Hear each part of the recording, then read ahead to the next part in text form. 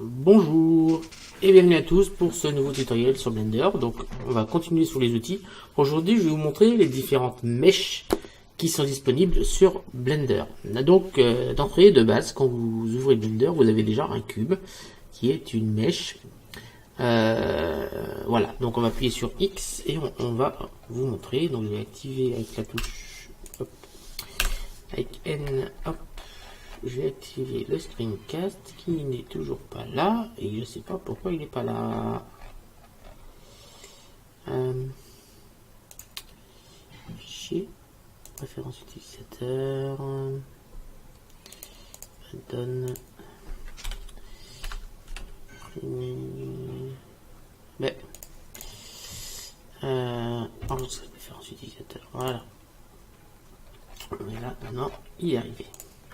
Voilà, alors on va grandir un petit peu ça. La souris, on va la mettre plus grande et le texte aussi.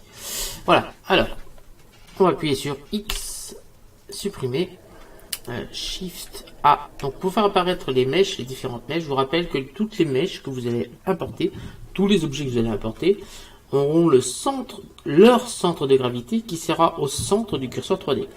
Donc on va aller cliquer ici et monter curseur vers centre. Voilà. Et après, ouais, je sais ce que je ferai après, ça pourra vous servir aussi. Donc, on va voir déjà toutes les différentes mèches que l'on peut mettre dans Blender. Donc, on fait Shift A, mèche. Donc, les mèches, elles sont ici. Donc, il y a déjà un plan. Donc, un plan, c'est tout simple. Hein. C'est simplement une face avec 4 sommets et 4 arêtes, ou 4 vertex et 4 edges. Donc, si on passe en mode Edit, donc pour repasser en mode Edit, on appuie sur Tabulation et mode Edit. Voilà, on va appuyer sur A pour tout désélectionner et on va appuyer ici avec un petit clic droit pour sélectionner seulement ce vertex. Donc, comme je vous ai dit, pour déplacer, on va prendre le petit curseur qui est là et on va pouvoir déplacer ce vertex. Vous voyez que là, on a réussi à déplacer. Donc là, on est bien en une surface, mais vous voyez qu'on peut la remettre en 3D. C'est pas un problème. CTRL Z. Donc c'est pareil, hein, on peut déplacer. Donc ça, c'est la surface. C'est pas le plus petite chose, mais c'est la surface. Alors, moi, je me sers généralement de la surface quand je veux modéliser à partir de rien. En fait, ce que je fais C, et je sélectionne 3 points sur 4, et je fais X, vertice. Ce qui fait qu'il ne me reste plus qu'un point, à partir duquel je peux modéliser exactement ce que je veux, la forme que je veux. Par exemple, je fais Extrude, donc j'appuie sur E pour faire une extrusion, je déplace, et là je peux déplacer dans le sens que je veux, je recommence, et là en fait je peux faire la forme que je veux. Si par exemple je veux faire un genre de cœur, on va faire un truc comme ça, et vous voyez bien que je peux sans problème faire un cœur. Donc je vais sélectionner en maintenant la touche Shift le dernier point, et on appuie sur la touche F pour fermer le cœur, et là vous voyez que là on a un cœur. Si j'appuie sur A, on va sélectionner. Si j'appuie 2 fois sur A, une fois pour désélectionner, une fois pour tout sélectionner, j'appuie sur la touche F, et là en fait je viens de faire un plan, mais pas de 4 points, un plan qui je ne sais pas combien il a de points, je ne sais pas compter combien il a fait, mais là on voit bien que c'est encore un plan, avec la seule petite différence que c'est moi qui lui ai donné la forme. Voilà. Donc on va appuyer sur la tabulation, on repasse en mode objet, on va appuyer sur X et supprimer. Donc ça, on part du plan. Maintenant on va passer au cube, Shift A, mèche, cube. Donc voilà, ça c'est un cube. C'est tout bête, c'est quand même assez simple. C'est tout bête, c'est un cube. Donc X, supprimer. Ensuite, on a, dans l'ordre, on a un cercle. Donc c'est pareil, le cercle, c'est... voilà. Alors le cercle, il a 32 vertices. On peut diminuer, si on diminue son nombre de vertices. Les vertices, en fait, ce sont les... Comment dire? Ce sont les arêtes. On peut, si on descend à 3, je crois que c'est le plus bas qu'on peut mettre, voilà 3. On arrive à un triangle. À 4, on a un carré, pentagone, hexagone, ainsi de suite. Et à la fin, on finit avec un cercle. En fait, le cercle, c'est une multitude de côtés. Voilà. Donc, soit le type de remplissage, on voit ici, donc là, il n'y a rien. On peut le mettre en n-gone ou en éventail de triangle. Voilà. C'est à vous de choisir. Donc là, je suis à 32 vertices, on peut augmenter. Si je mets 64, il n'y a pas de problème. On peut mettre 64, forcément, mais à partir de là, plus vous mettrez de choses, plus il y aura de calculs à faire. On va appuyer sur X, supprimer. On va aller chercher avec Shift A une autre mèche qui est la sphère UV. Donc la sphère UV, c'est une sphère qui est composée que de rectangles, si vous regardez bien, sauf au sommet, qui est composé de triangles. Voilà, donc c'est bien une sphère. Donc comme pour le cercle, on peut augmenter le nombre. Vous voyez, donc plus ça va, plus j'augmente le nombre. Et plus, bien sûr, plus le nombre est important, on va mettre 64. Et les nombres d'anneaux, c'est verticalement. Donc là, il y a 16 anneaux pour l'instant. Et si j'augmente, et plus le nombre est important, aussi bien en anneaux qu'en... Alors, bien sûr, on peut faire glisser. Vous voyez, plus le nombre est important, moins on les voit. À 275, on voit quasiment plus. On les voit encore là, parce qu'on zoome. Mais là, si je fais pareil, là, si on augmente, vous allez voir qu'à la fin, on ne va plus les voir du tout. Alors je vous déconseille de faire ça, car là ça demande quand même beaucoup de ressources. Ah, ça même fait bugger à 1000. Ah non, c'est que là il y a... Ah si, on est à 1000. À 1000 ça fait bugger carrément. Non, c'est la taille ça, c'est pas le même. Ah oui, j'ai 3 segments en haut. C'est pour ça. Là, et là j'ai que 3 segments.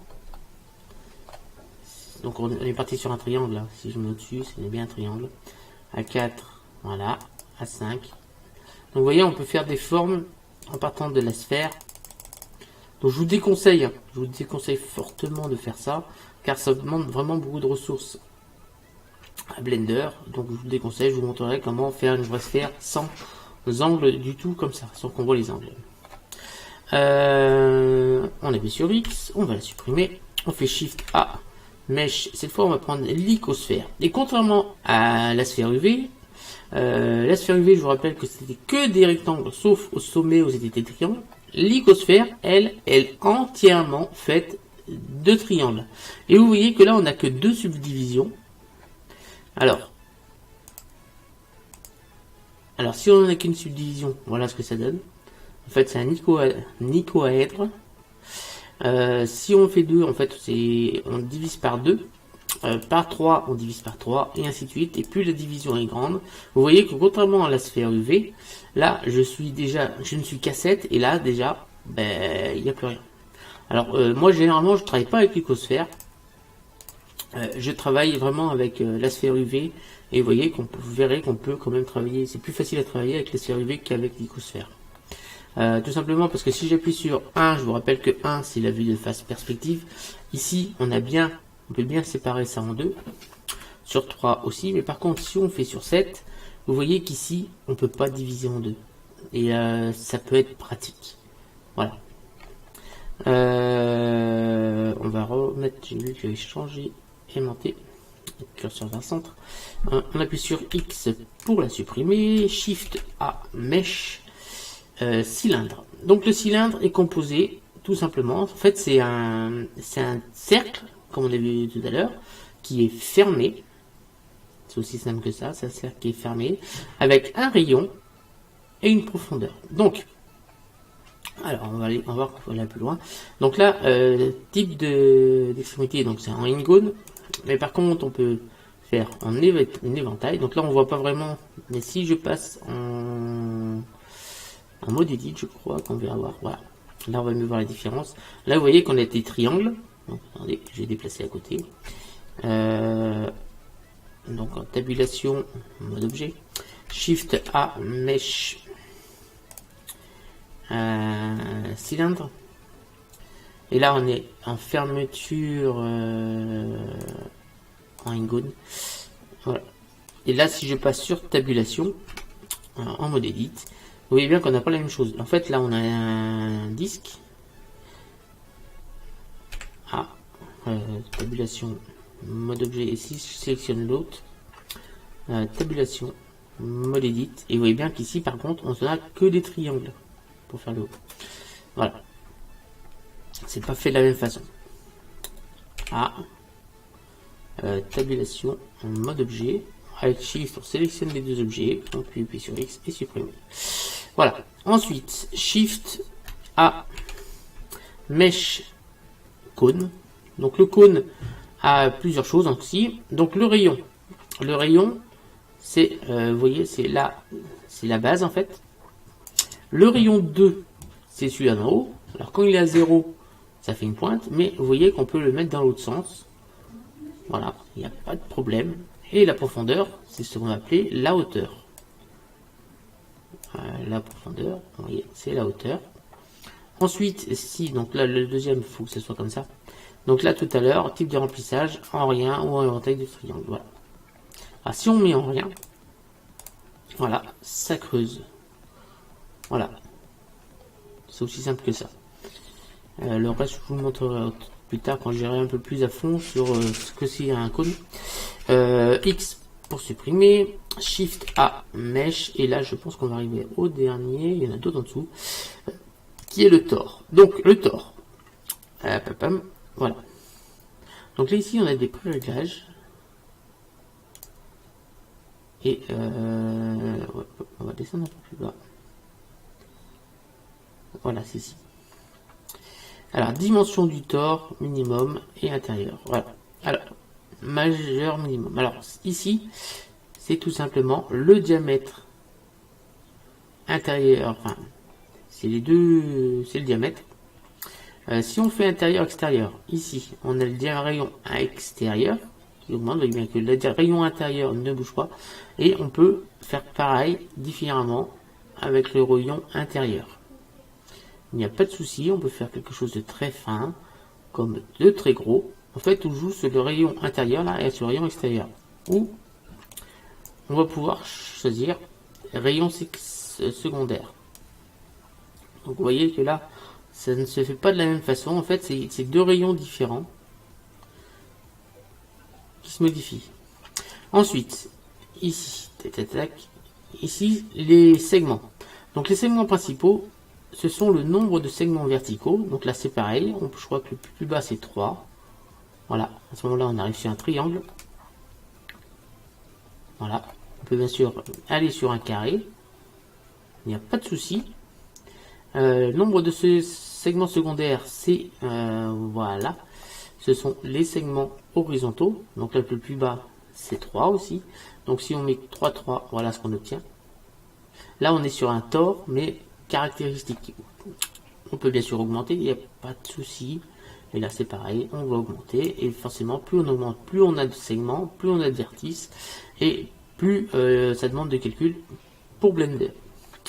Donc je vais vous montrer une chose. Je vais laisser celui-là, et je vais en faire un autre. Shift A Mesh, Shift A Mesh Tore. Donc il prend automatiquement les mêmes valeurs que celui-là que vous avez laissé. Par contre celui-là j'ai diminué. J'ai bien sûr diminué pour qu'on voit bien. Il faut que ce soit quand même un petit peu arrondi. 24 c'est pas mal. Et en rayon séculaire, on va lui mettre quelque chose dans ce style là. Vous voyez bien que graphiquement, les deux, ben il y en a un, on voit les polygones, l'autre on les distingue à peine, on les voit à peine. Donc je vais quand même vous montrer que la solution, ce n'est pas de faire quelque chose comme ça, mais de faire quelque chose comme ça. Et quand on va faire le rendu, ah ben, vous allez voir qu'il y a peu de choses qu'on voit les différences. Donc déjà, on va aller ici. Alors, vous allez voir tout en haut. Ici, vous avez quelque chose qui s'appelle ombrage adouci. On va cliquer dessus. Donc déjà, en cliquant dessus, là, vous voyez bien que on voit déjà beaucoup moins les polygones entre les deux. Si je fais un Shift Z, qui va nous faire un petit rendu, vous voyez que on voit plus beaucoup la différence entre les deux. On va essayer de mettre des textures sur les deux. Mais vous voyez que ça me prend du temps à faire le rendu. Ce qui est quand même étrange. Shift Z, on va déjà s'assurer qu'on est bien en CUDA. Référence utilisateur, donc c'est ici que ça se passe.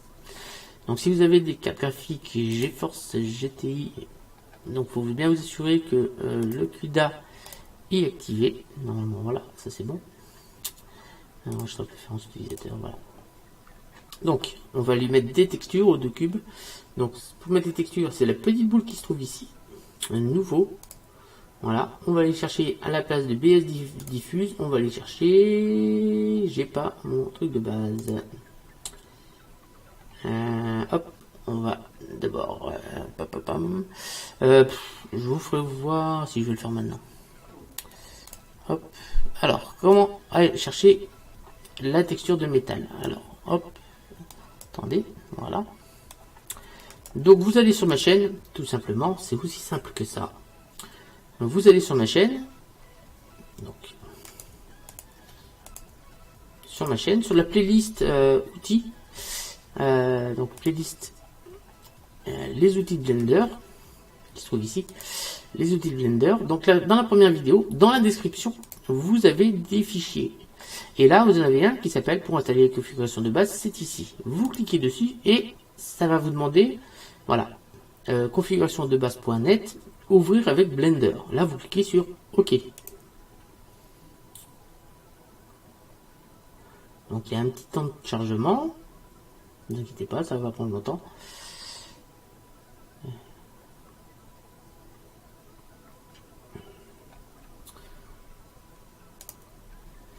Voilà.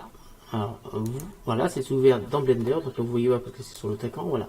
Voilà ce qui s'est ouvert dans Blender. Tout simplement. Donc, une fois que c'est fait, vous allez d'abord ici sur éditeur UV image. Et là, vous cliquez sur la petite croix. Une fois que c'est fait, vous faites fichier. Attendez, avant. Vous allez dans préférences utilisateur. Je vais quand même assurer que l'add-on screencast est bien activé. L'add-on screencast, c'est la petite chose qui permet de voir la souris et les raccourcis clavier. Préférences utilisateur. Hop. Donc dans les add-ons, on va chercher screencast. Voilà, il est bien activé. Tac. On peut fermer ça. Et là, on va faire fichier. Enregistrer fichier de démarrage. Voilà, enregistrer. Comme ça, dès à chaque fois qu'on va démarrer Blender, on aura notre configuration de base qui sera là. On va pouvoir fermer. On va ouvrir notre autre Blender, celui-là. Donc là, on n'a toujours pas la configuration de truc. Donc on va redémarrer. On va refaire nos deux tors. Nouveau. Voilà. Là, cette fois, j'ai bien la configuration de base qui est ici. On va aller. Alors, je vais vous montrer comment mettre des textures. Vous allez voir, ça c'est simple. Donc, on a dit qu'on voulait, donc déjà, objet, aimanté, curseur vers le centre. Donc, Shift A, Mesh, tort. C'était là-dessus. On va mettre un tort normal, comme ça de base. Et Shift A, Mesh, Mesh, tort. Et celui-là, c'est là qu'on va augmenter la qualité. Donc en augmentant le nombre qui est ici et le nombre qui est ici, voilà. Si on zoome, vous voyez bien qu'ici on voit à peine les polygones et là par contre on les voit très bien. Donc on va les mettre des textures. Donc déjà j'ai dit que si on va mettre adoucir, on va cliquer sur le bouton adoucir ici, forcément ça adoucit. Par contre on a toujours même nos polygones, même nombre de polygones différents. Donc on va aller cliquer sur adoucir ici aussi. Voilà. Ici maintenant on va lui mettre une texture, donc on va cliquer ici. Nouveau, voilà, et là on est en rendu cycle, c'est bon. Donc là par contre si on clique là, vous voyez bien qu'on a déjà, contrairement à tout à l'heure, là on a les textures métalliques qui sont ici, qui ont été incorporées, que j'ai créées et que vous avez gratuitement en cliquant, en mettant la configuration de base. Donc on va mettre, je sais pas, on va mettre du cuivre, tiens.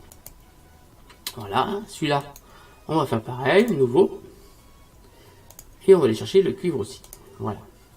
On va mettre un plan en dessous, Shift A, Mesh,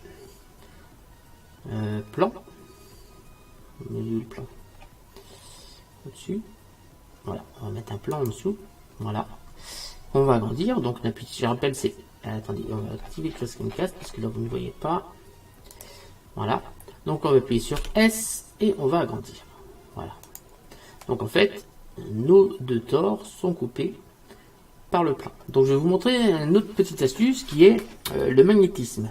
Donc on va sélectionner ce tort là, on maintient Shift, on va sélectionner le deuxième, on va lever avec la flèche bleue, je rappelle les mouvements, on bouge sur l'axe Z, les deux, on maintient la touche CTRL, et on sait vous assurer qu'ici c'est sur arrête et le plus proche. On maintient la touche CTRL, on va descendre, et là, vous voyez que dès que la souris a rencontré une arête, eh ben, les torses s'arrêtent. C'est le magnétisme, on a en fait magnétisé les déplacements en fonction de la rencontre d'une arête, qui correspond à ce qui est marqué là. Donc je rappelle, c'est la touche CTRL pour l'activer. Donc là, on vient de poser nos deux torses sur le sol. On va mettre une petite texture sur le sol. Donc ici, on vient ici chercher le plan. On va cliquer sur Nouveau. Pour l'instant, on va pas mettre de pliage UV. Je vous ferai voir ça une autre fois. On va les mettre ça en or, tiens, pourquoi pas. Et on va peut-être augmenter un petit peu la rugosité. Voilà. Donc là, si je fais un petit Shift Z, vous allez voir que ici, vous avez bien nos deux anneaux. Je ne sais pas si vous voyez la différence entre les deux. Je ne sais pas si je tourne comme ça, vous êtes capable de me dire lequel qui a le plus de polygones que l'autre. L'objectif, c'était justement de vous montrer qu'en fait, une fois qu'on sait faire fonctionner Blender, le nombre de polygones est très peu important. Je ne sais pas si ici vous voyez la différence entre les deux polygones. Alors, quand vous avez l'œil, vous voyez, mais quand vous n'avez pas l'œil, vous ne voyez pas. Alors, je vais vous montrer quand même où ça se voit. Et si vous êtes attentif ici, hop, si vous êtes très attentif, ici, vous voyez bien que là, c'est bien arrondi. Par contre, ici, on a comme des angles. Là. Mais par contre, sur la texture, on ne voit pas. Et généralement, les objets de ce style-là, on les voit de très loin. Donc autant ne pas mettre de polygone, faire un adoucir sur l'ombrage, mettre une texture, et puis voilà, c'est terminé. Voilà. Donc tout ça, je vous montrerai comment faire ça. Voilà la fin de cette vidéo sur les différentes mèches de base qui sont utilisables et qu'on pourra modifier par la suite. Je vous remercie de m'avoir suivi pour ce nouveau tutoriel. Je vous dis à très bientôt pour d'autres vidéos sur cette chaîne. Donc je vais continuer les tutoriels sur Blender vraiment pour les débutants, pour vous montrer un peu les différentes mèches de base. Et on va pouvoir commencer à travailler un petit peu plus, des choses un petit peu plus ardues. Et qui, vous verrez. Donc je pense que la prochaine fois, ça va être, je vous expliquerai un peu ce que c'est le dépliage UV. Et comment appliquer des textures pour rendre les objets encore plus réalistes. Je vous remercie de m'avoir suivi, je vous dis à très bientôt pour une nouvelle vidéo. Salut à tout le monde, n'hésitez pas à vous abonner, à lâcher des pouces bleus et à parler.